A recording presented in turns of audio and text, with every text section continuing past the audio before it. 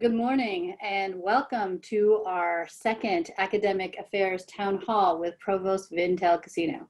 My name is Ravisha Mathur. I am the chair of the Academic Senate and a faculty member in the College of Education. I would like to start today's town hall with our land acknowledgement. We acknowledge the land on which we are meeting on today as the traditional home of the Pu'ichan Ohlone speaking people and the present-day Muwekme Ohlone tribe. The Pu'ichan Ohlone were missionized into both missions Dolores and Santa Clara. The present-day Muwekme Ohlone tribe is comprised of all known surviving Native American lineages aboriginal to the San Francisco Bay region who trace their ancestry through the missions San Jose, Santa Clara, and Dolores, and the historic federally recognized Rona Band of Alameda County. In the Muwekme Ohlone language, Chochenyo Muwekme means the people. Without them, we would not have access to this gathering. We take this opportunity to thank the original caretakers of this land. Today, I will be serving as moderator to help guide this Q&A and to help navigate the hundreds of questions submitted, as well as the questions that will be submitted during the town hall via the Q&A feature in Zoom. We won't be able to get through all of these questions in the hour and a half that we have together, but there will be additional opportunities to have questions answered, and our provost is very committed to continuing campus conversations. A couple of housekeeping items that will help us move forward today. First, we are recording today's event. We know that many in our division are not able to attend, so we're recording and we plan to share it out and post it to the provost's website within the next week. Second, you will have the opportunity to submit your questions in real time. We will begin the discussion with the questions that were already submitted, but please do take the opportunity to submit additional questions utilizing the Q&A feature. You can submit them at any time during our town hall. Simply click on the Q&A button at the bottom of the screen, and you can also submit anonymously if you so choose. Now, like I said, we won't have time to answer all the questions, but we will collect all questions submitted, and we will have an ongoing cadence of campus communication to ensure that questions will be addressed. You can also upvote other people's similar questions in the Q&A so that we can do our very best to prioritize what questions are most critical for you today. Now, having said all of this, I would like to turn it over to Vin. And as a reminder to many of you, Vin has just completed his first year with us at SJSU. And what a year it has been, along with learning about our histories, our policy, procedures, practices. I know that Vin has been meeting with as many faculty, students, and staff as possible prior to shelter in place in person, and post shelter in place through his virtual office hours, attendance at hundreds of events and meetings, and of course, through email. So Vin, welcome. Ravisha, thanks so much. I really appreciate you doing this, and to you for, what a year to take up the mantle of the Academic Senate. You've done a fantastic job, and you're a really good partner. You push when things need to be pushed, and I really appreciate that. And you're willing to come and have great conversation and dialogue, and so it's a pleasure to be able to do this with you today. Let me just say before I ask Ravisha to jump in with the first set of questions, I want to thank everybody. I want to thank the entire community and everyone in academic affairs, because I know how much work has been put in over the last 6 months. In fact, we can see it in many of the questions that people are asking about day-to-day life, work-life balance, those kind of things. I know for the faculty who've been prepping for a fully online or remote fall, there's been a tremendous amount of work. For staff, we're trying to figure out still, how do I transfer all this day-to-day work into my homes while I'm trying to balance so many other things at the same time. And what we've done is, in my opinion, as a campus and as a division, is just simply incredible.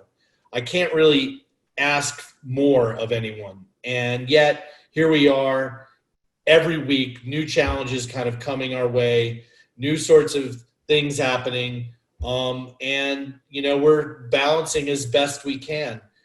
And I think it's a time for just to maintain, thoughtful reflection and just pay attention to everybody around us as we move through this together. And I do say together because I really want to be seen as part of our community, as someone who's helping us move forward, but who's also really listening to these questions and the conversations that people want to have, because I know how important all of this is to everyone. So again, Ravisha, thank you so much for jumping in and participating in this with me and being prepared to hit me with the questions that have come in, which I know are going to be really thoughtful and engaging. And to everyone who's here, I appreciate you taking the time out of your day to participate in this conversation. All right, thank you for that, Vin. So let's just dive into the big questions.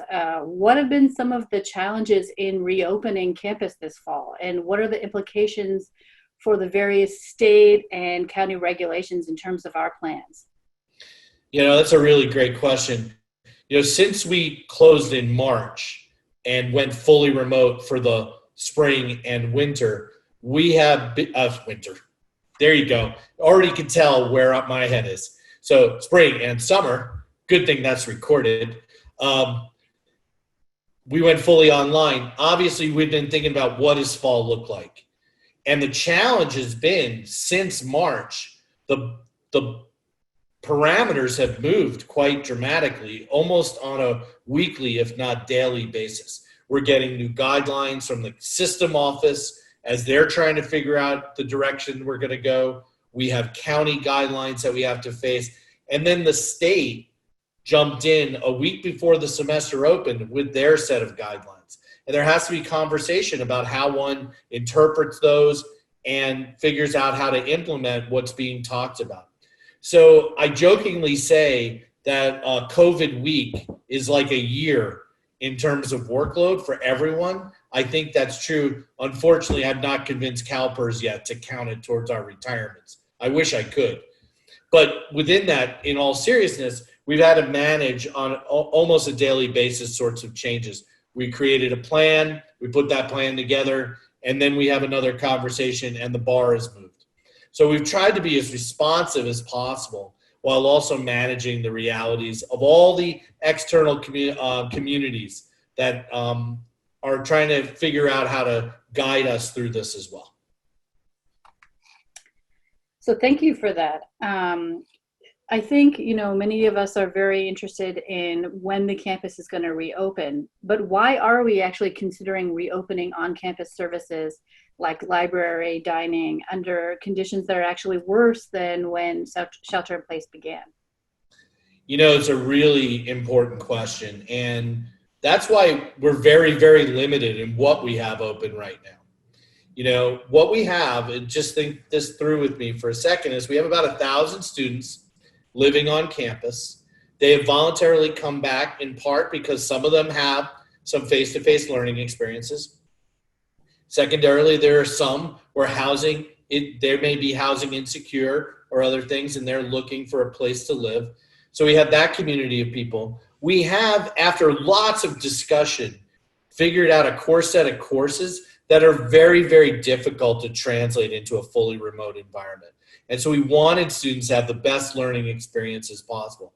The amount of work that has gone in to do that safely is incredible. I mean, the amount of thinking that department chairs and staff, analysts and departments around the schedule, the number of times we've changed things over the summer as we've tried to adapt to the shifting environment is real. And the truth is, for the rest of the campus, we're limiting the density. We're doing as little as possible. But that being said, because we do have some students on campus, some staff, and some faculty, we need to provide some core level of service to them. And I'll give you one practical example. Many of us understand the digital divide and the kind of context of the digital divide, where those who do not have enough access, there's almost a social justice mission in keeping certain components of our campus open so that people can continue to thrive and do well in their courses and in their jobs. So that's really at the bottom line, is we're weighing that public health with our social justice mission of maintaining access and limiting where we're going in terms of what's being opened and what's not being opened? Well, I know that we've had many discussions about what services should be opened, and I know that a lot of faculty and some students are actually requesting that services like library access to the print collections are really critical for them to conduct their research and participate in research activity. Can you provide a little information about access to the print collections specifically? Yeah, it's a really great question. As you know, the library did an incredible amount of work to shift to a virtual environment come last March, and we have not reopened the physical plant of the library yet. It's a very complex building to reopen. We share it with the city. It's a very large space, and how we manage that effectively while keeping people safe is critical. I know that the library staff is working on strategies to gain access to as much of the materials as possible. They've even established a drop-in place of cabinets, locked cabinets, where they can put equipment and other sorts of things should faculty or staff or students request them. So they're working through a process that gives us as much access as possible. But there are also some limitations, not just on the physical plant, but actually the American Library Association has looked at circulations and made recommendations on how long a book should stay out of circulation after it has been out to someone else. And I think that's between 72 and 96 hours. So that takes books all of a sudden out of circulation very quickly. So we're trying to work on e-copies as much as possible or providing digital options. But we're in a wait and see on being able to get as many of those resources available to everybody. And that's having an impact on faculty have made reference to their research, and that's an issue, and I'm sure we need to talk more about that today as well. Thank you for that, Vin. I know that the librarians have been continued to provide service since we've moved shelter in place, and they're working full steam ahead, and I appreciate that update. I want to pivot here a little bit and move to some really tough questions. And I know that you're willing to answer those questions. Can you speak to possible budget cuts, furloughs, and staff and faculty reductions? Well, I can speak to the first one pretty straightforwardly. The whole this year, and the CFO, Charlie Foss, has done an outstanding job of being really transparent with this and put up on the website for his office this. We're about $92 million down when everything's added up. And there's we can go into all the bits and pieces that make up that $92 million on a roughly $500 million operating budget and an overall budget of $750 million. That's a big piece, and it depends on how you slice it. That's 15 to 20% of our budget. And what strategically the cabinet has done in collaboration with Charlie Foss and his team is he's presented a model of using reserves over the next 3 years to help buffer against these pretty deep cuts. And so this year, we're putting a lot of reserves against the cuts. So we're trying to mitigate that because we need to protect the core mission of the institution. We need to have classes for students. We need to continue to invest in the startup and research dollars that have gone behind faculty we've hired, the commitments we've made to people. And so we're trying to do as much as possible there. What that also means is we have not gone anywhere near a layoff plan. What we've done instead is taken the hiring chill language that was given to us by the chancellor's office and expanded that to our campus such that we're looking at every single hire before we hire it. And we've slowed down hiring of replacement, right? And what that's allowed us to do is save some dollars towards the budget challenge. Now, this does not make people's lives easier, and I know that, and everyone knows that, but it is one strategy we have. And there's only so many strategies we have in place because the majority of our budget is tied in human resources, right? And we all kind of know that a big chunk of the work of any university is human resources. So we're doing those sorts of activities, but we have not created a layoff plan, and nor do we have one in our back pocket that we're thinking about this year. And it is my hope, because our CFO and the campus leadership is looking at a 3-year strategy for dealing with the budget, because this is not going to be a 1-year problem, that we will stay the course relative to that. So let's talk about furloughs.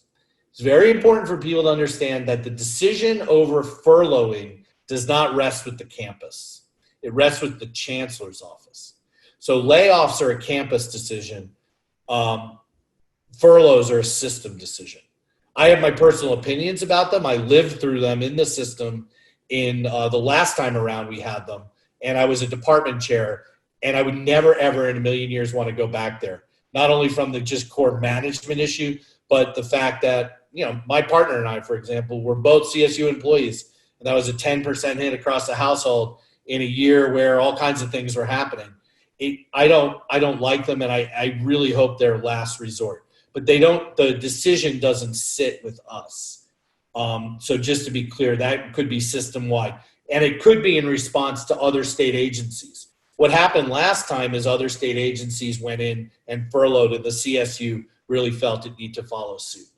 So that's sort of where we are right now. So we're taking advantage of the hiring chill. We're not looking at layoffs at the moment. And the furloughs have not been discussed at the system level, particularly for this year. So all of those things right now combine to where we are. So let me drill down a little bit there, Vin, in terms of the 3-year budget and how that might relate to layoffs. So I know that this year we've really utilized our reserves effectively, but what about the next year and then the next year? So how will that relate to potential layoffs? Yeah, no, it's a great question. Thank you. And thanks for pushing on this. Here's the thing. Here's the unknowns. Right now, the way in which the budget has been laid out relative to the reserves is to use more of them this year, because we are making assumptions on a bounce back next year. I.e., we are optimistic, as many people are, that some type of vaccine and or rapid testing are available, which means housing can bounce back. And if housing bounces back, it's a big chunk of our budget challenge right now. So if things bounce back well, we also had a really strong enrollment year. Although it's a different mix and that has an impact on the budget, we've had a very strong enrollment year. So we have a lot of California residents. If we can hold on to them, we're in really good shape, relatively speaking, to next year. So if those things happen, our enrollments continue, we can get people back into housing, other sorts of things that COVID is impacting right now, then whatever state cut comes, we believe we can absorb. So we're not looking right now, again, as a core strategy for next year, even a layoff plan. In fact, as many people know, I've been speaking with the deans, and we're hoping to authorize tenure track hiring here in the next week or so. And you can't do that when you're going, if you're thinking next year you're going to lay people off. It's just not appropriate. So we believe we've got a strategy. Now, if COVID is still with us next fall, if we're still remote in 2021, that's a game changer. And we will have to reassess a lot of things, to be honest. But a lot of us are hoping that that's not the space we're in. So Vin, thank you for that answer. I'm going to push you a little bit more.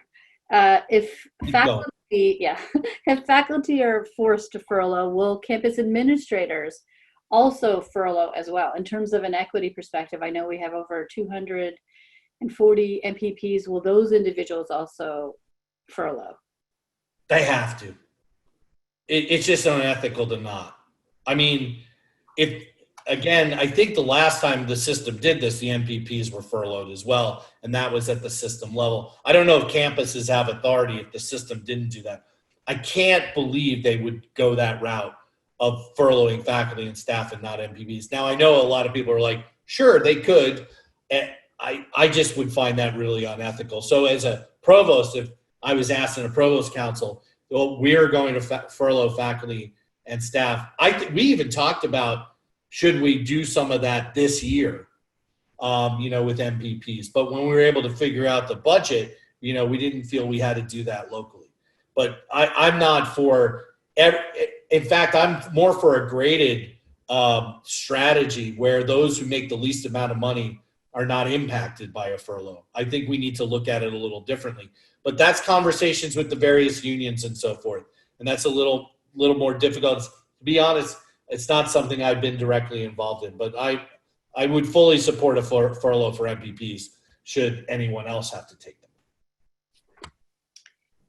All right, I want to pivot a little bit and talk talk a little bit about staff life. And I think both you and I have had different opportunities to talk with a lot of staff across these last 6 months. And one of the questions that came in are, what are the opportunities out there for staff to show their support and community with students? Many of the staff miss those day-to-day interactions with them.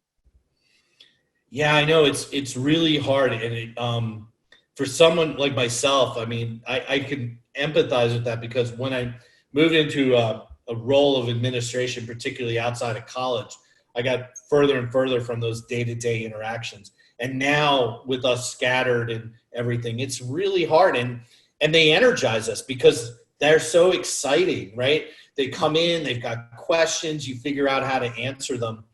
I think it's about, right now it's maintaining that responsiveness, to the students when they do reach out and ask questions. I think that's the first thing. And, picking up that phone and figuring out how to make that time in your day to do that sort of thing as you would have when they walked in the door.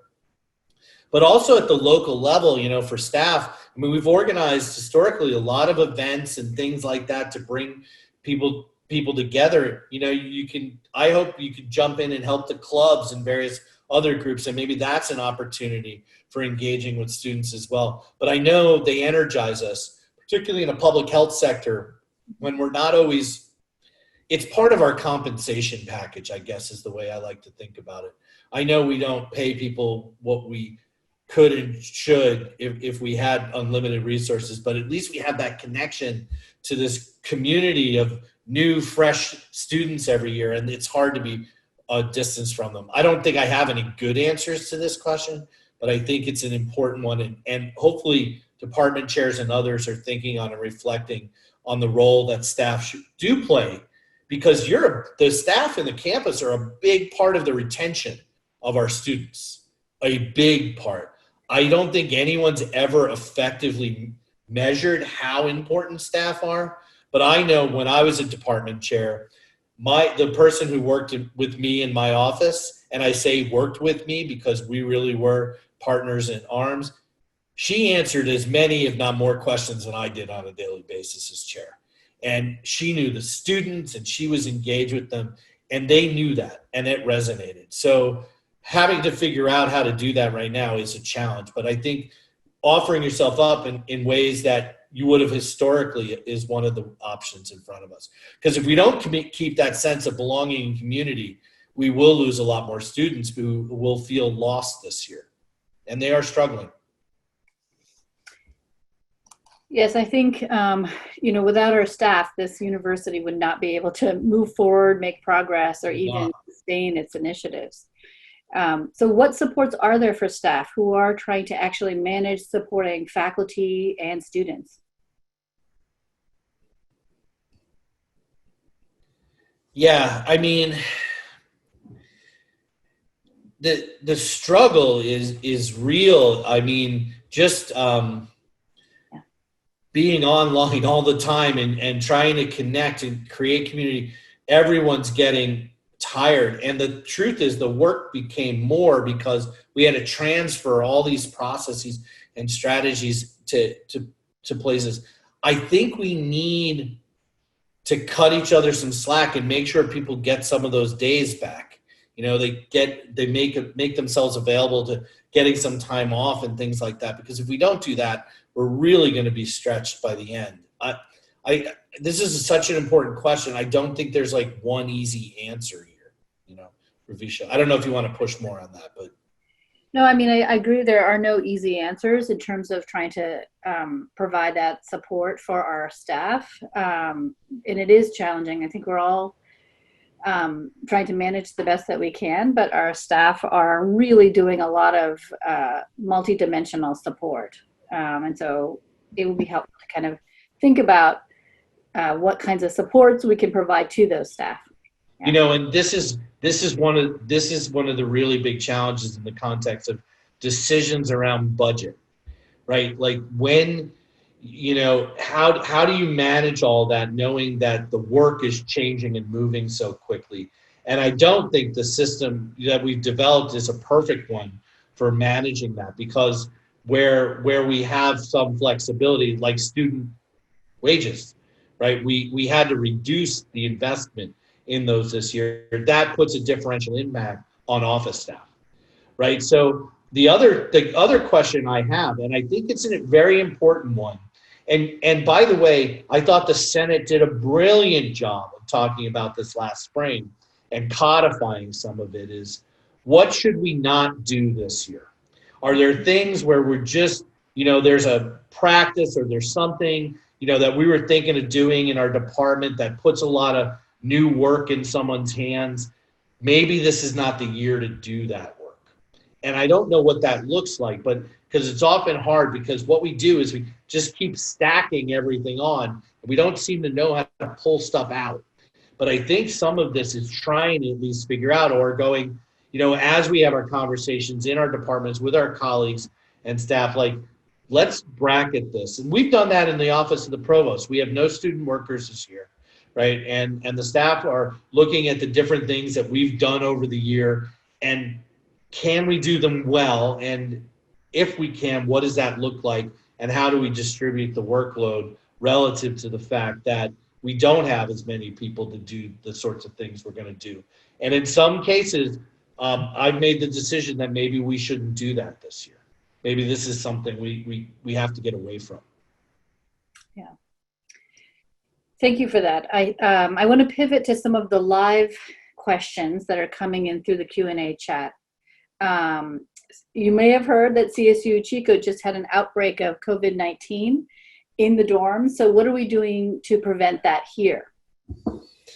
Yeah, so, you know, we have a case management strategy, and we're on top of every case that we know of that's reported directly on the campus, and then we follow that case through. By CSU standards, we are not doing quote unquote contact tracing. That's officially the purview of public health. But with our case management approach, if we find a case, we're doing everything we can. We have space for isolation and all that sort of thing available, right? So that we're where we're supposed to be. At this point in time, we have not seen what Chico's seen. So we seem to be, you know, managing that pretty effectively by maintaining distance, the single rooms, closing off, you know, the open spaces. If things are happening, they're happening outdoors and so forth, to try to limit and mitigate this. But we case manage every single case that comes to the campus. So can you speak a little bit to what process you have in place in case there is a significant increase of COVID cases on the campus, especially with on-campus courses that are happening this semester? Yeah. We've had a lot of conversation about this, and the truth is there's not one answer, because it depends on how the outbreak happens and what parts of our community. So what we're doing, instead of saying, all right, we hit X, then we do Y, we're going to be looking at each set of examples. So we may find that there's an off-campus living place where it spikes, but few of those students are taking face-to-face courses. So should that trigger a closure of classes on the campus? The answer is probably no. So we want to be able to thoughtfully engage each case and try to manage it independent of other cases to really decide what is the appropriate action.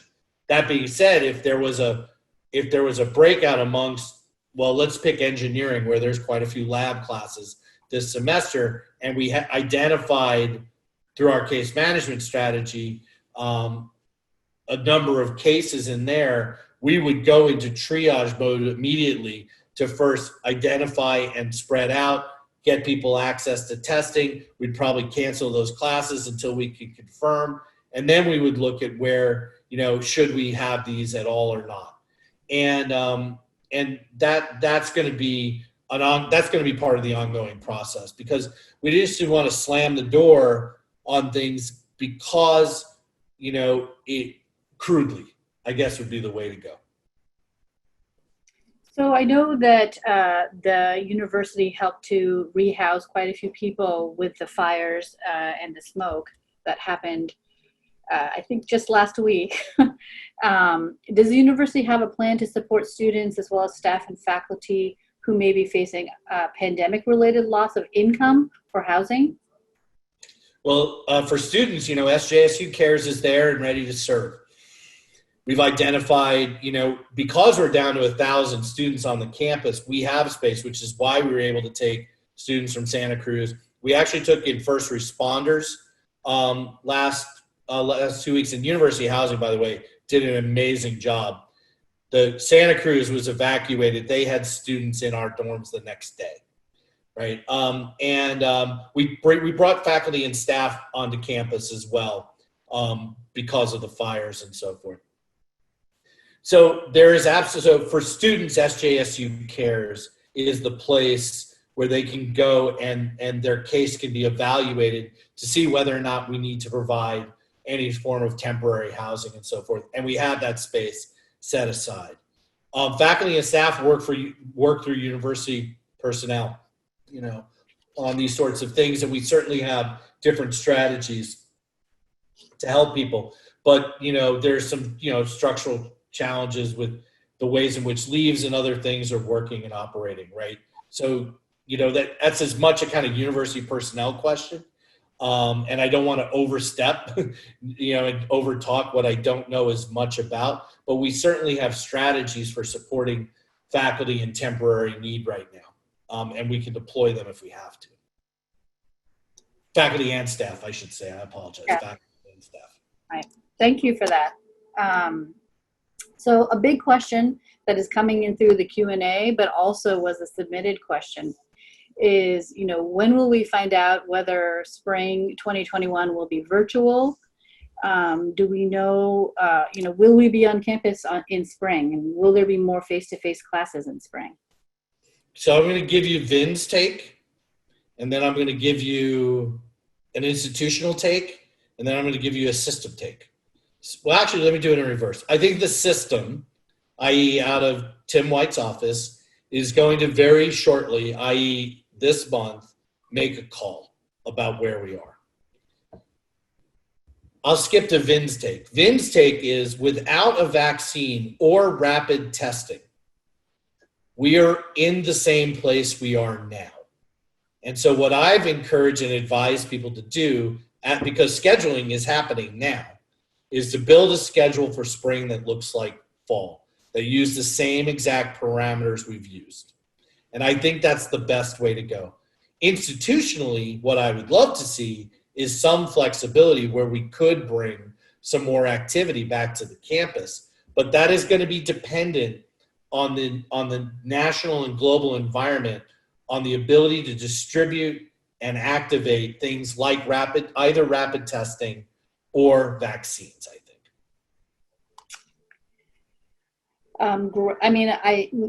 No one knows when that vaccine is going to come.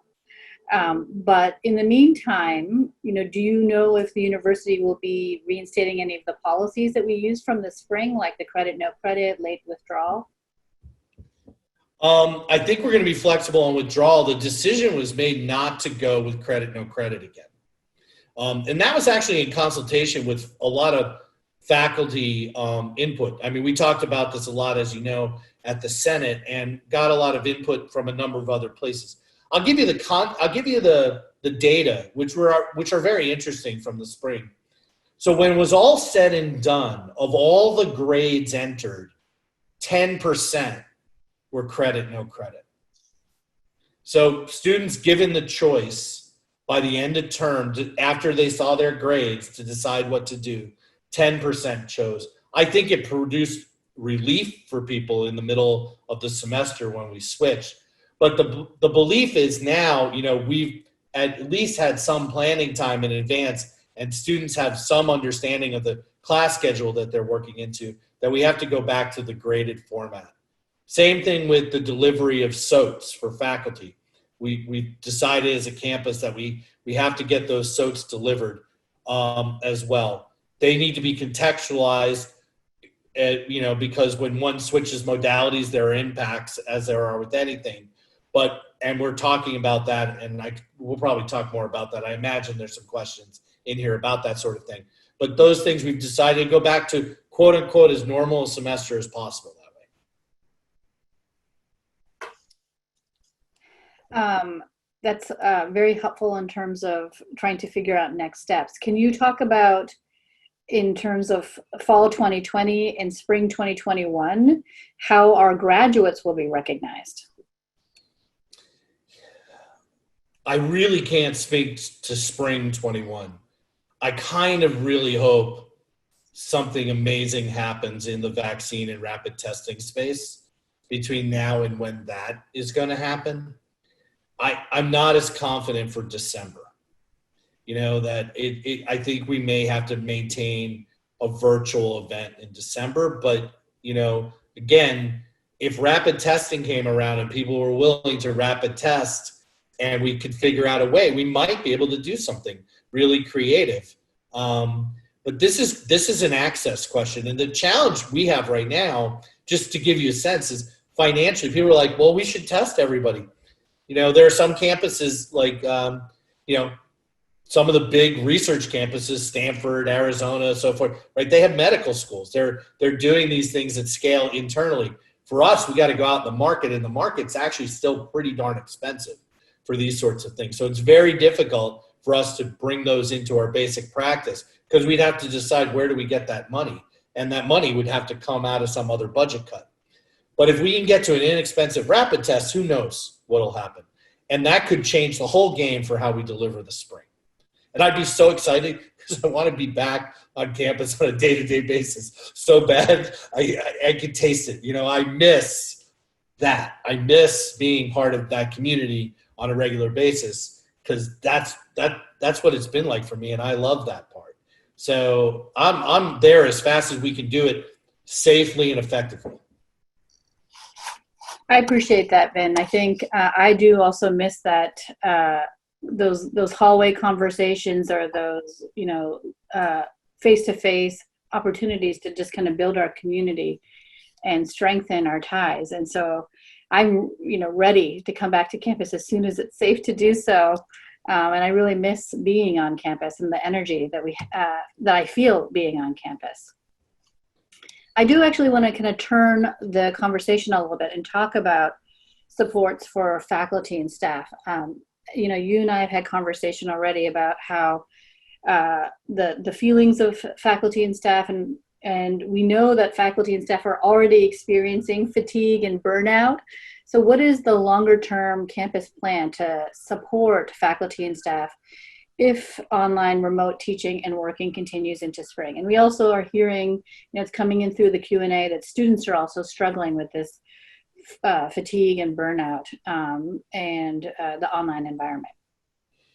Yeah, I had a conversation with one of our students who's very active on campus and really passionate about a lot of things. And she didn't even have to tell me what the stress and anxiety in her life was like. You could feel it through a Zoom call. And I know everyone's here, and I think, this is another one of those things where, it's really challenging, because every single day something new is getting thrown at us, and we're trying to integrate that into an already impossibly busy day.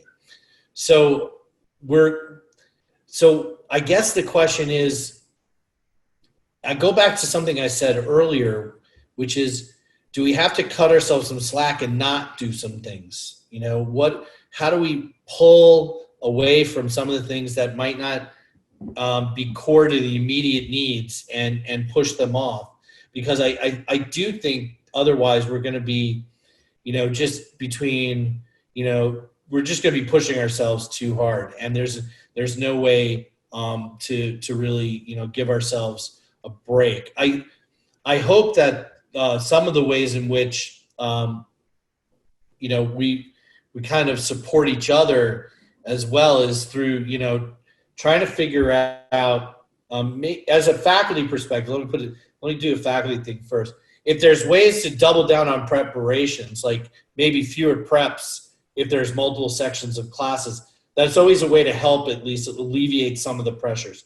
Are there things similar in the staff world where we could share things maybe collectively across areas in a college where some things might need to be done and they're getting done consistently, but maybe duplicating effort in some ways? I think we need to look at some of that work as well and see if there's ways to pull back on that or reorganize ourselves in relation to some of that work.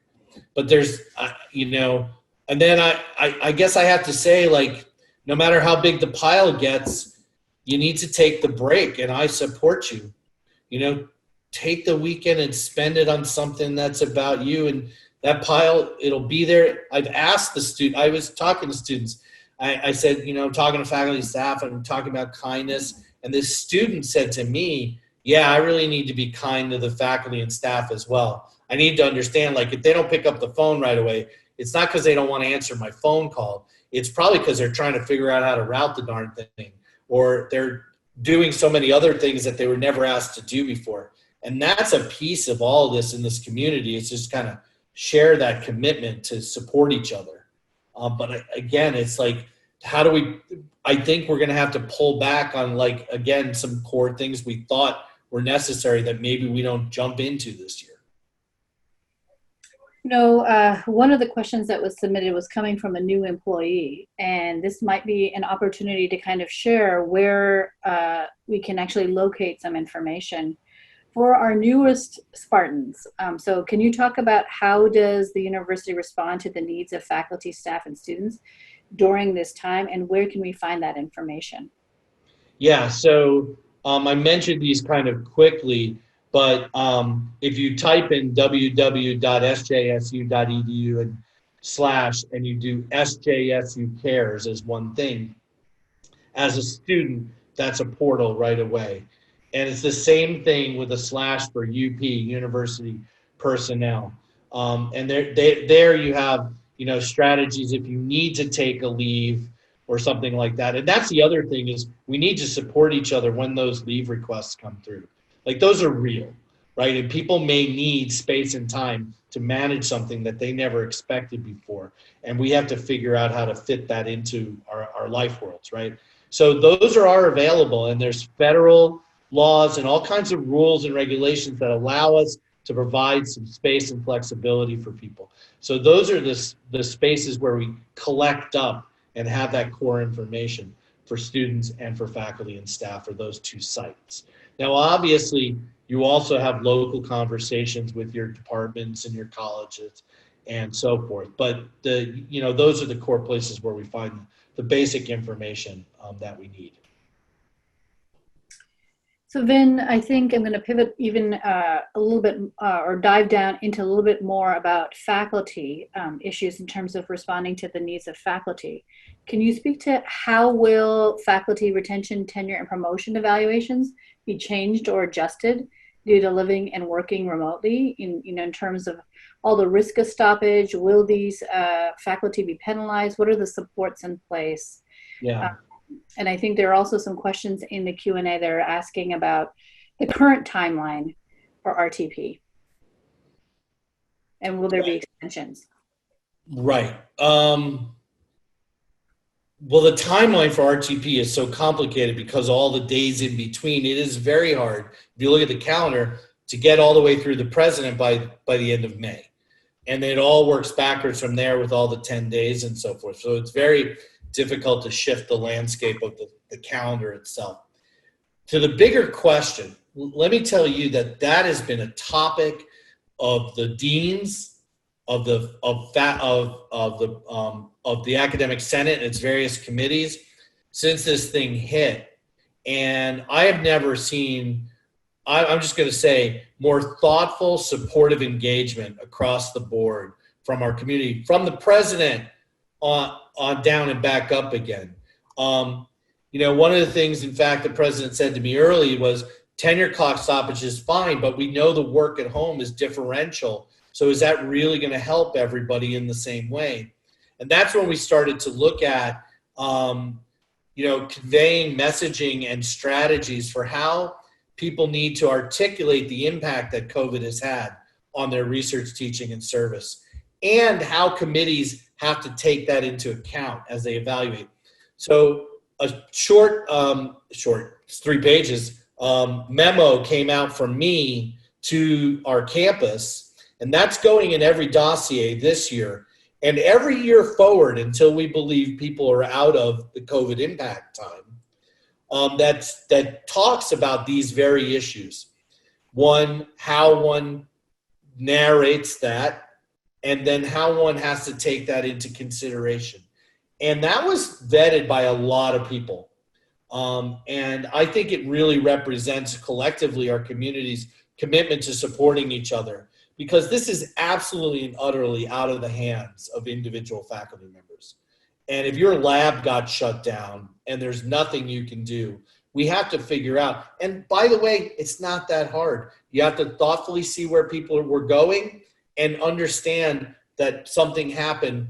What does that mean to their trajectory? It doesn't mean that because that one paper didn't come out that all of a sudden they're not scholarly enough for promotion, right? So we've laid out some guidelines, and it's going, like I said, it'll be in the dossier. Candidates can refer to it. It's part of the training that's going on for every faculty member, as well as every RTP committee member. And Ravisha, I got a very interesting set of questions when we launched the RTP training. People started going, well, I did it last year. Do I have to do it again? My answer is yes, because one doesn't, for example, just chuck systemic bias after one training. That takes years of shifting how one thinks. We have to challenge each other and ourselves repeatedly. And we have new issues that have come up, such as the impact of COVID. We have to talk about that with committees this year.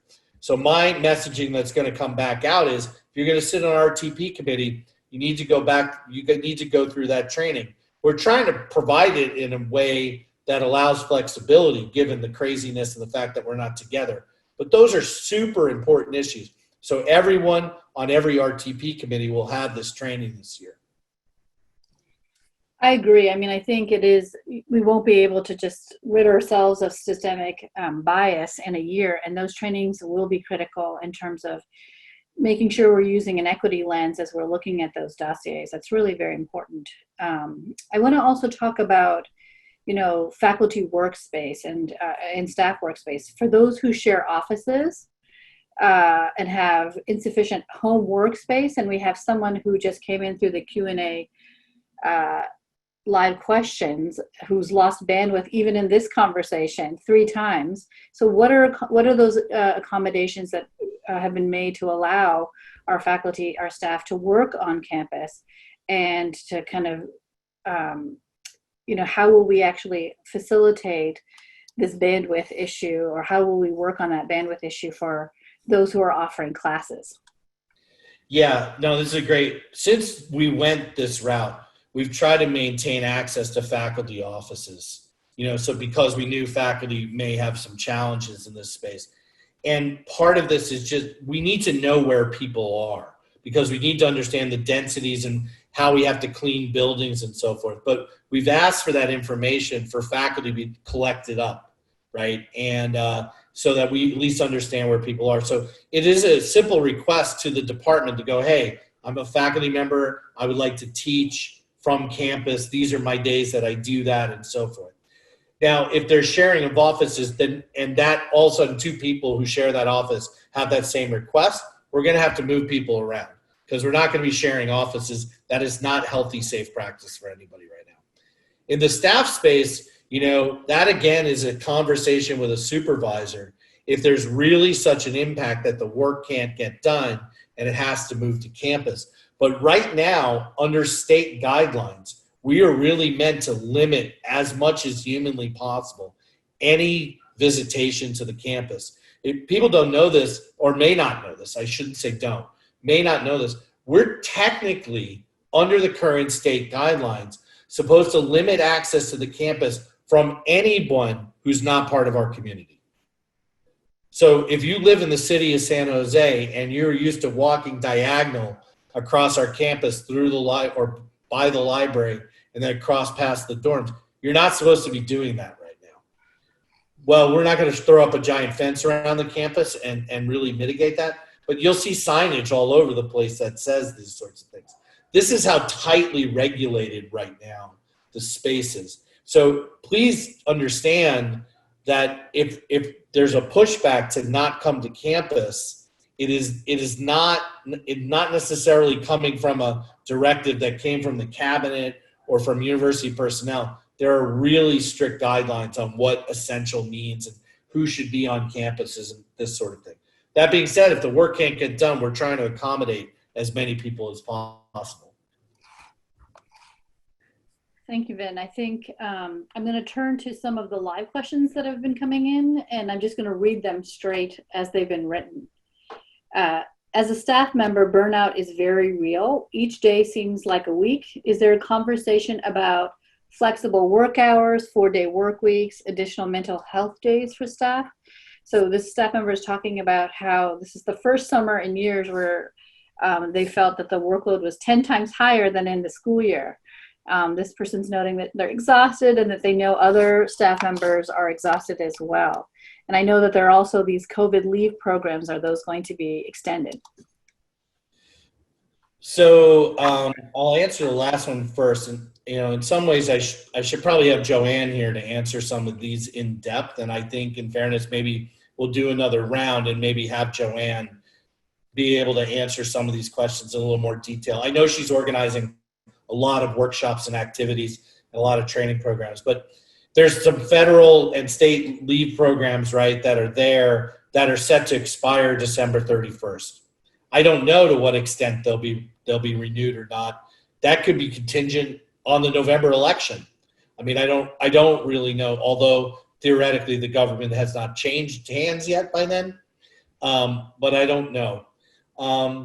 The flexibility, I mean, the challenge we have in that, again, I think these are supervisor level conversations about how we think about the work that needs to happen. Some of that's contingent on, what the job is. If the job is to be that first point of contact, let's say for students calling into the office, it's harder. If that's one person's job, it's harder to flex that.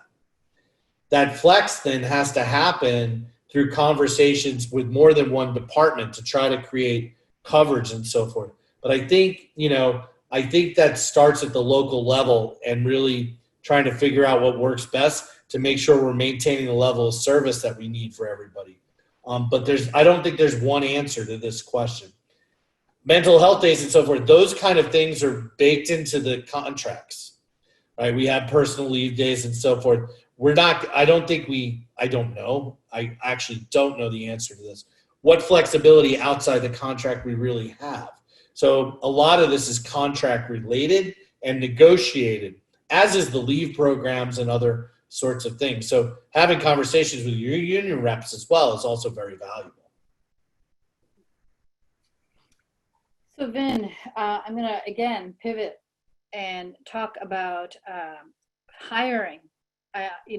We need to make progress as a university, and the only way that we can do that is to continue to hire at almost the levels we have been in the last few years. Can you talk about the hiring first of faculty and share with us about the decisions that are being made to determine the specific areas for cluster hiring? I know that's been a big discussion amongst the deans. Yeah, in fact, we had a conversation yesterday. I have been committed, and the president has been very supportive of this from the beginning of this, that the idea of a complete stoppage of tenure track hiring is a mistake. It happens a lot in this kind of environment, and we don't want to be in that boat where all of a sudden 2 years later, we haven't hired anybody, our tenure density has dropped dramatically, and all of a sudden we have a gap in the service capabilities of our, we have so many of these where we have one associate professor in a department and four full professors about to retire and four assistants. By the way, that was my job when I got tenured at Long Beach. I think I was the first person tenured in years, right? And so we're trying to avoid that. So trying to figure out, we roughly need to replace, just to stay even, somewhere between 40 and 50 tenure track lines a year. That's been about our average.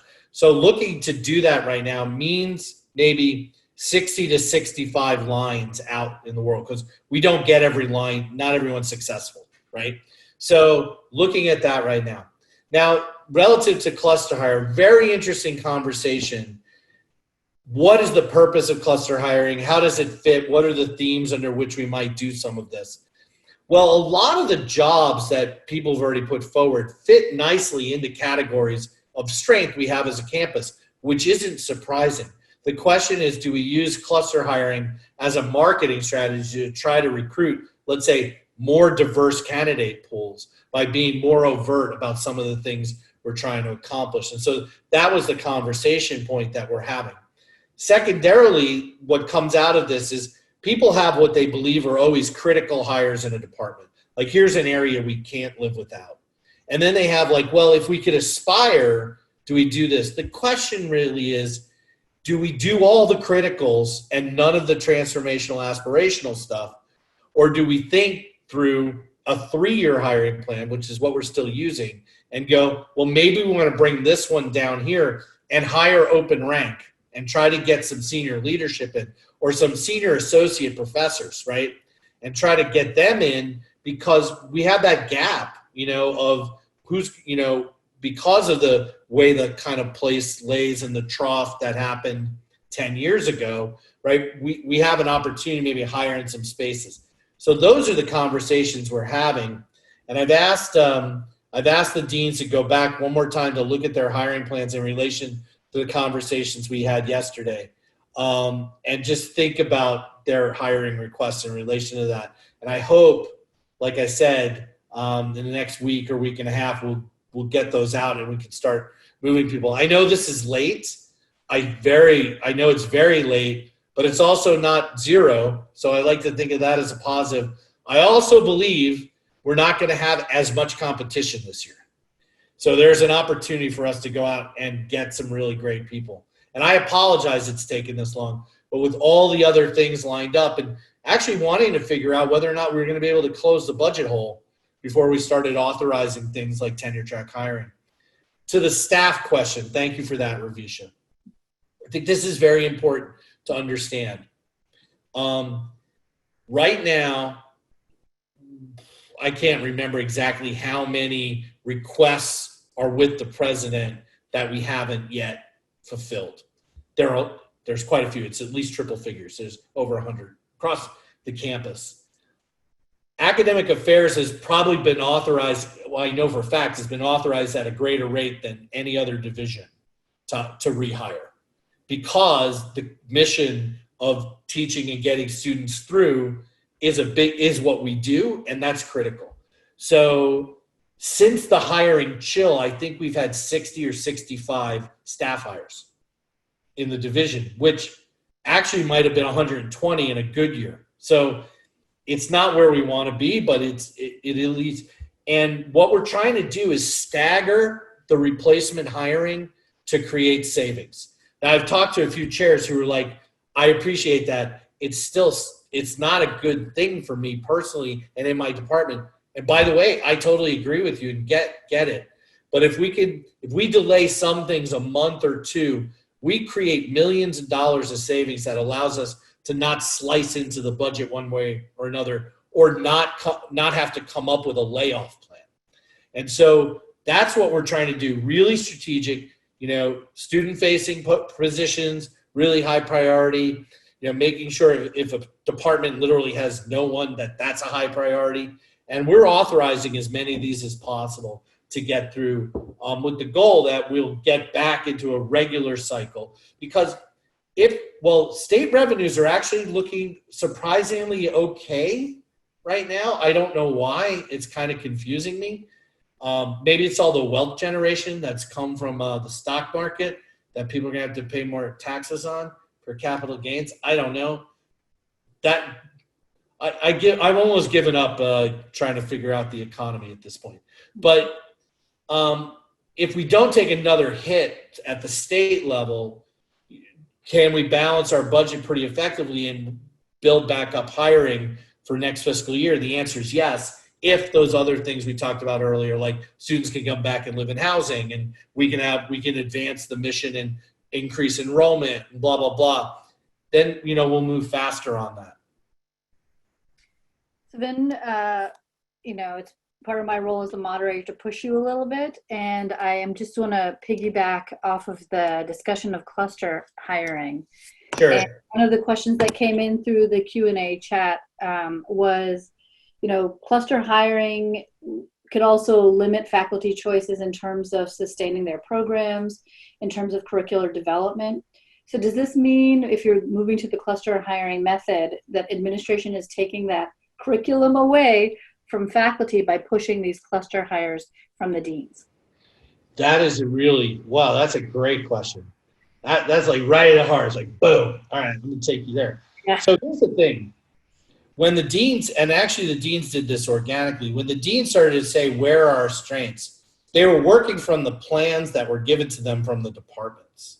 I don't think there's anything that's like on a list of ideas that actually isn't already generated by the faculty interest. And not everything has to fit into these. Like sometimes you need X and it doesn't fit into this stuff. And that's okay, right? So we're not trying to jam everything into the box. That's important. But secondarily, it is the faculty and where they see their disciplines going that should drive the intellectual kind of organization of the place. So that's really organic with, and I'll tell you right now, what the deans did, and I asked them to do is, Shannon Miller was a great comment. She's like, I was like, where could we do stuff together? Because the hard thing that we have is like, we can't hire 5 people in one kind of area in one college. It's just too hard. Like, we got to spread the love around because there's lots of overlap in departments. And Shannon Miller said to me, she goes, well, Vin, I've never seen any of the other hiring plans. So I said, oh, does anybody mind? We share it. So each dean read each other's hiring plan. And then they had a conversation. And what organically emerged from that is what faculty are looking at areas of focus and expertise over the next 3 years that make sense to them.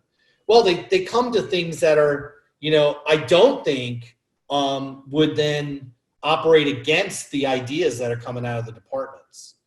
So it's not, to really honest, it's not, some of them aligned with some of what I thought might be areas of strength, but you got to build from what you have. You can't just pluck it, go, oh, you know what? We're just going to take a whole new discipline that doesn't exist right now. Physical therapy. We're going to develop a physical therapy degree next year. We're going to hire 10 physical therapists. I guess we could do that if we were Stanford, and we had a $30 billion endowment. But that's not who we are, and that's not what we want to be. And to respect the comment from the person who asked the question, I want the faculty to lead us to where we need to go. And I want that to be a conversation and a dialogue.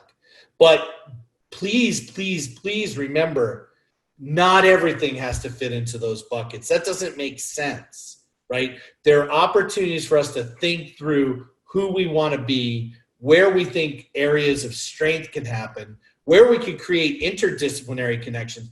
Because what's really important is responding to the coach survey. And I haven't gone back to it in a while, but the coach survey said a couple really interesting things.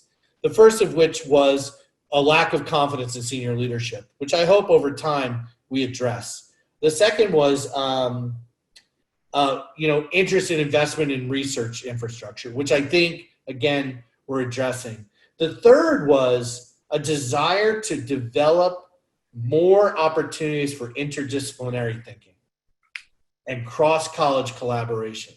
So this is one way to do that, is to try to go, are there nodes of thought or questions that can organize how we hire such that we produce more organic sets of continuities and connections across colleges.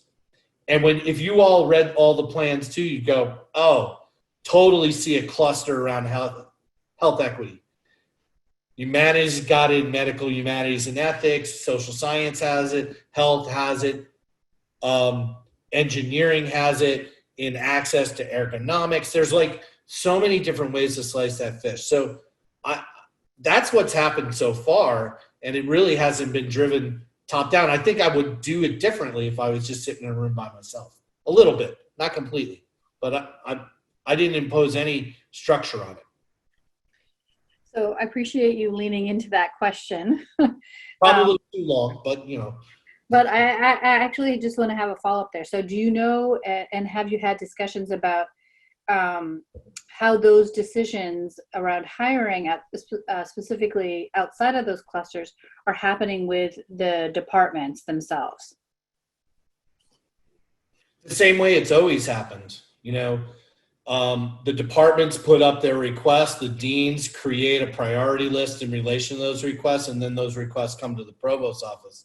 And part of it is then at the provost level is trying to balance what we can invest in relative to where we think such things as enrollment or other types of growth will go, and then we hand those plans back. So I haven't changed that process at all, right? And we know at each level, there's sometimes a difference of opinion of what has to go where. I mean, I remember my very first walking into the chair job at Long Beach, we had a GIS cartography position and it failed. I was like, well, obviously they'll give it back to us next year. And they didn't. And I was sitting there going, how did that happen? Right? How did the decision-making of the college change so much where this was a priority this year and not a priority that year? That was a very interesting conversation with the dean. He had some good answers. I didn't completely agree with them. But you know, that's the nature of how the game, it's not a game, how the work goes. Mm-hmm. But it's not different than anything we've done before. Okay, thank you for those that clarity. I think that is really helpful in understanding how hiring is going to move forward in the next couple of months and providing a little bit of a timeline there for hiring this academic year. I have one other thought on this before. We even talked about maybe this isn't cluster hiring per se, but we have a broad set of themes that organize some of the ways in which we're going to try to target hiring. And then we create uniformity in some of the ads. So people say, oh, we're interested in health equity issues, right? And that overcuts racial justice, right? And we're looking for people who do that kind of work. And so, oh, this job fits that. There's a job out of this department that fits that. We talk to that theme. So we might not try to push like the tightness of cluster hiring this year, because to the point of the question and the point of why you were pushing me, there probably is more conversation to be had on some of that. But still at the same time, really trying to target and focus our jobs so we attract the diversity of candidates we want to the campus is critical. I do appreciate that last point. I think we need to be sensitive to the diversity of the individuals who are hiring, but also manage all these very complex needs for our very complicated university. I do want to kind of turn to, we've talked a lot about faculty, we talked about staff. I want to talk about students a little bit. So how is the campus supporting students who are not able to physically distance in terms of completing their requirements, like their internship requirements specifically? We're trying to create alternative options for as many students as possible. So I know the College of Engineering in their face-to-face classes, for example, have created sets of assignments for students who will not be able to make it to the class to try to create as much equity as possible. In the internship space, same kind of thing. We're trying. Some of that's regulated, though, by accreditation, right? And so the truth is there will be some students who are being impacted who may have to take another semester to complete a degree. I think it's terrible, but there's some things that are really hard to manage. It looks like some legislation might give some relief. There's a law right now that I think is going to the governor that would provide relief to nursing students who could do more simulation as opposed to face-to-face sorts of work. But that when it butts up against accreditation, that becomes a really big challenge for us. But we're trying to do as much as possible. The center, a couple of areas as well. I've also looked at how much can we do that's virtual in the experiential education space and so forth. So again, we try to provide as many options as possible. There will be some students, I think, who are going to slip through the cracks of this, and it's going to impact their graduation time. And that's not a good thing. We're having that, by the way, we're looking at that in the grad space because a lot of graduate students last spring got hung up and not able to finish their projects. So should we really be charging them this semester for those units just to finish up, or should we do something different? I do think there's still some conversation we had on a few of our policies. That goes back to a much earlier conversation. I think there's a couple of things that we didn't predict might have happened that are outcomes that we need to look at. And I think we need to bring those up. And the Senate is the right place to have those conversations in collaboration with the administration. And as you know, President Papazian signed, I think, two really quick, she endorsed, I should say, signed off on two real quick things last spring when we knew we had run into something that we needed to fix. I think if we find that again this year, we'll try to address it as well in collaboration with our colleagues in the Senate. Yeah, I appreciate that. I know that the Senate really works closely with administration and with our students to kind of fast track those temporary solutions to provide support to our students. And we also had a sense of the Senate resolution supporting flexibility during this time. So that's part of the kindness that you were talking about to our students in particular. I do want to kind of come back to one of the things that you mentioned in terms of graduation. So has the university actually discussed whether any of our graduation requirements like PE will be amended or waived for graduates? We have not yet had that conversation. That I think is a conversation and consultation with the Senate, of what should happen. I will say kinesiology, which obviously offers those physical education classes, has done a pretty incredible job of translating a lot of options into virtual offerings this year so that no one's been impacted by that yet. But I don't think we've had conversations about any of those other things, but they may come up this fall. So I know that there's been a lot of discussion in terms of internship requirements and how to meet those internship requirements that are part of the accreditation for many of these programs. Yes. And so I think that is an ongoing conversation, but will have to be revisited if we continue in the online remote space. Yeah, I would say, like, if you have internship requirements and you're not an accredited program, it's a good opportunity to look at flexibility for your students, right? Do we really need to put them through 6 or 3 units of internship if they don't have to? Or is there a way to find the virtual options and so forth that people have? So, I mean, that's really a trick that I don't know the answer to. The accrediting space is just so messy. It adds so many complexities to what we have to do. Since we're talking a little bit about accreditation right now, there was a question that came in through the Q&A about our university accreditation from WASC. Has there been some discussion about seeking permission from WASC to delay our reaccreditation visit in fall 2021? No, not yet. But, I'm really excited that Pam Richardson is taking up the chairship of that committee. She's got a lot of experience with accrediting bodies. We haven't gone there yet. It's a great question. We should, or do we just do it? I don't know. This could be one of those things where we go, this is just too much. And we try to ask. I don't know what that would take and whether or not they'd say yes, right? I think there'd probably be some nervousness on the part of WASP because if they gave it to us, then what's going to happen, the dominoes. But it's worth a conversation. It's a good question. It's a really good question. Whoever asked it, thank you. It's a good question. Okay, I want to pivot again and talk about the issue that has come up in several different conversations that you and I have had, and across our several meetings and in meetings with the cabinet leadership. Some of our departments across the different colleges have actually, to provide support for our students and to get some more flexibility into their schedules, have actually increased their class sizes. One of the Q&A participants was noting that this involves additional faculty workload. So is this the right time to think about increasing class sizes, and how does that impact for faculty workload, and what supports are going to be available? So I have not heard this particular thing. I have talked explicitly that this was not the right time to do that. I don't think increasing class size was the answer.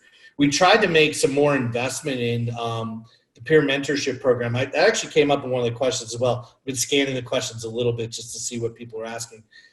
So that some of these classes that did get a little larger had that. I'm more than happy to try to figure out some more support there. It's just a matter of Deanna and her team being able to find enough students to hire and do that sort of mentorship work.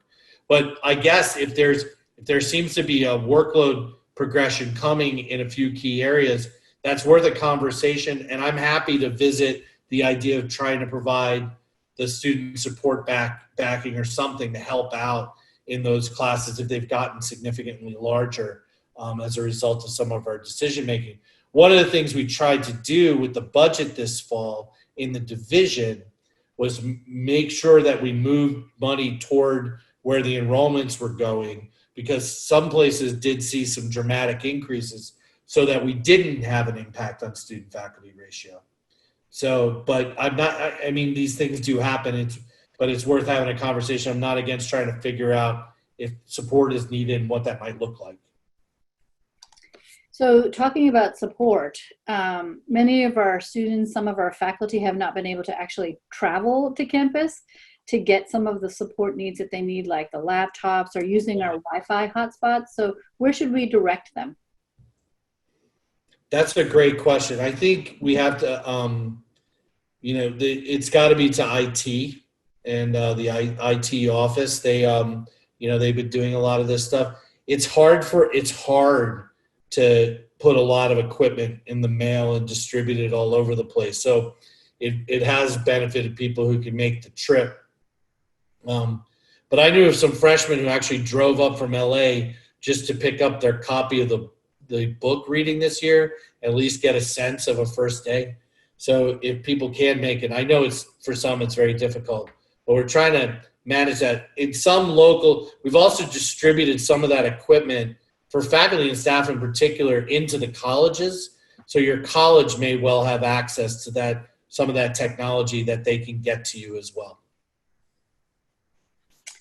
Thanks. And I think one big support over this last summer for faculty was the SJSU Teach Online Certificate Program. I know many of my colleagues went through that program, but the program actually got full pretty quickly.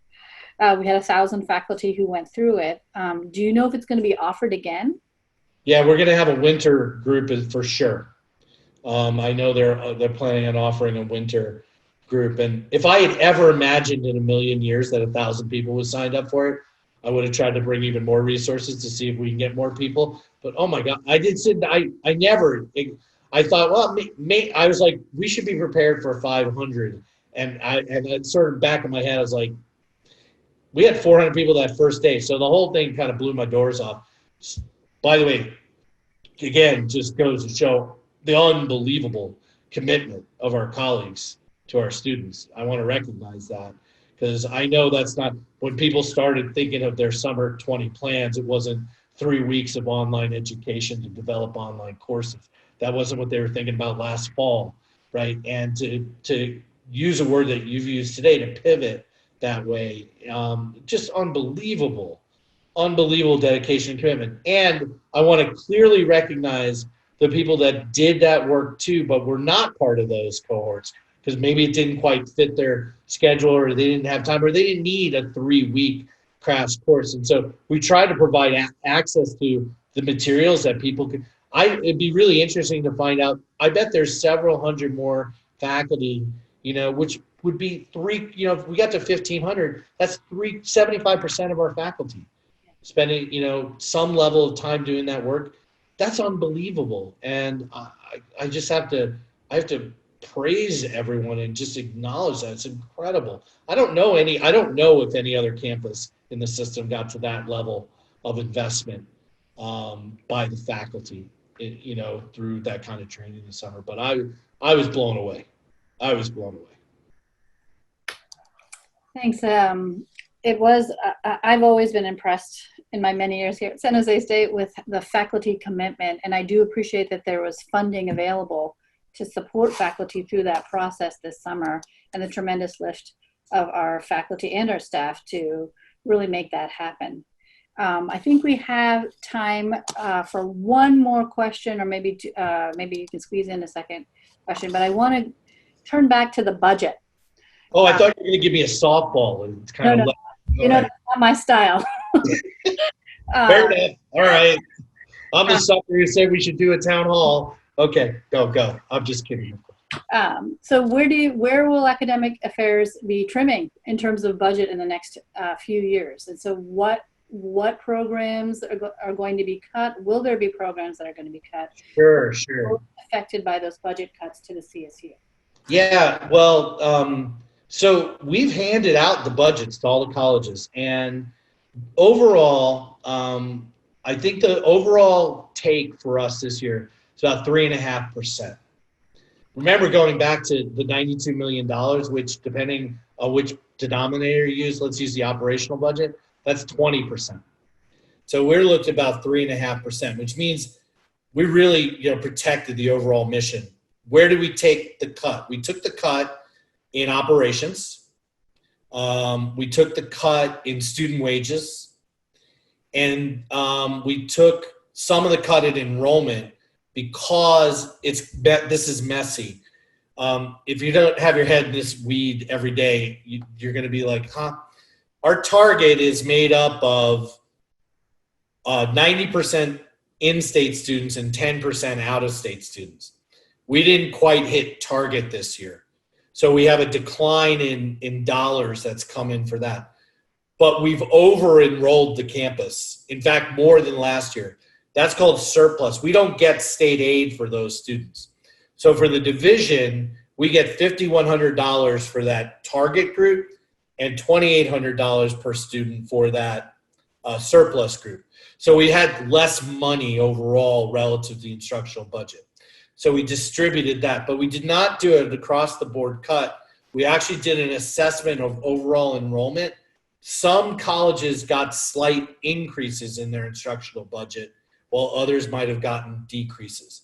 So it was there. Then the last place that we sort of managed this year's budget is with a reorganization of PACE.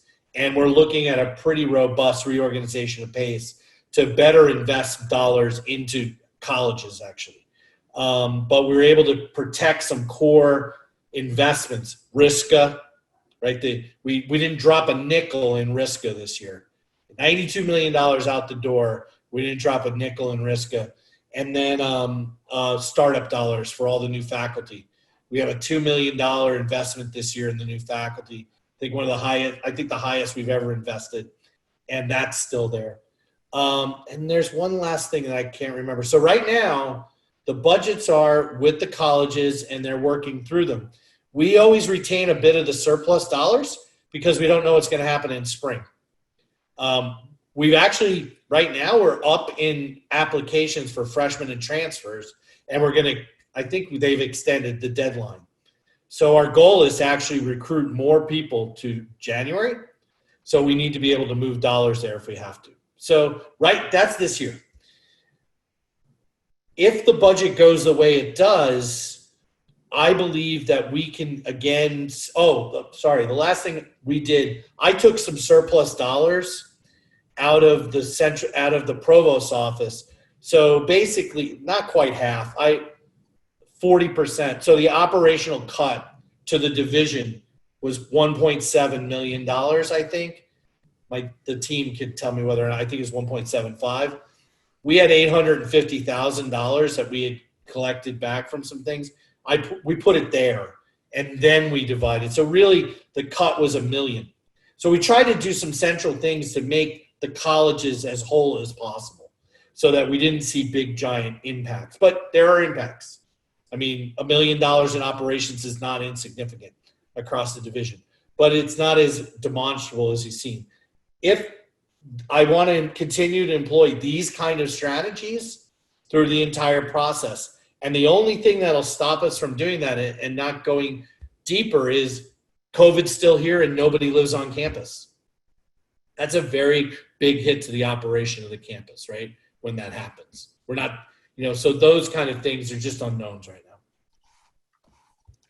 So then I'm just going to squeeze in one more quick question, and that is, what are your final thoughts about moving forward in this next academic year, and what supports are available to our faculty, staff, and students, and where we can point them to in terms of communication? Yeah. So what I have seen, and why I'm so proud to be part of this community, is that we didn't walk into this year, and it can be catastrophic, and we're seeing that on other campuses, like the catastrophic impact of COVID and the economic change, and then the fires, like the combination of things that we've had to deal with, and the ability and the resiliency of the campus is incredible. But we've tried to invest even while cutting. So you said it was great to see that support come for the faculty. The division got $3.5 million of ostensibly CARES Act money, maybe more, to do the work this summer, but also invest in the tech and other things we need. So we've been investing even while doing all these cuts. And so what does that say to me? It says to me, you can't lose sight of two things. The first is, what is your core mission? You can't lose sight of that, which means we have got to train, educate, and graduate outstanding students. We've got to develop the infrastructures so that we can ask really important questions in the basic and applied sciences. We have got to have the creative environment that we have to have. It's limited right now of what we can do, but you can't forget that that's what's central to who you are. And then we have to serve our community, right? You can't forget that. And the second thing is, then you have to continue to take as your North Star where you want to be 10 years from now. And that's why I think it's critical that we do a hiring plan this year. That's why I think it's critical that wherever we can, we get staff lines back in the rotation as quickly as we feel we can do, right? Those things are centrally important. To thinking about the services and support, it's got to happen at all layers of the institution. We've pointed people to a number of sites, the ability, you can type in SJSU, work anywhere or learn anywhere, and you'll find resources that help you think about that stuff. We've tried to distribute technologies and other things, so if people are having challenges, they can find better ways to do things. And we're just taking this one day at a time. Never in a million years would I have thought that I'd be sitting on the first day of classes going, I guess we're closing the entire campus today. And the fact that people rolled with that, it's amazing. And so I want to thank everybody again for just the incredible investment in time. And this is an ongoing conversation, Ravisha. So I want to thank you very much for supporting this conversation, but also for being such a good, critical partner of the Office of the Provost. Never afraid to ask the question, push us. We're here for that. We're here to create the environment for you, so you and everyone in the division can be successful as best we can. Thank you for that, Vin. In closing, I want to thank everyone for joining us today and for this town hall, for your questions and your active engagement. And thank you, Vin, for continuing the dialogue and your continued willingness and openness to respond to these questions and concerns that we're all sharing, as well as trying to address the new questions that seem to be arising on a daily basis. I also want to thank everyone who was involved in making this town hall happen behind the scenes, and remind everyone that any remaining questions that were not answered and addressed have been saved and will be addressed at a future opportunity. So please look out for additional opportunities to connect and for us to all stay engaged. Thanks again. Please stay safe and healthy and have a good end to your week and a great Labor Day weekend.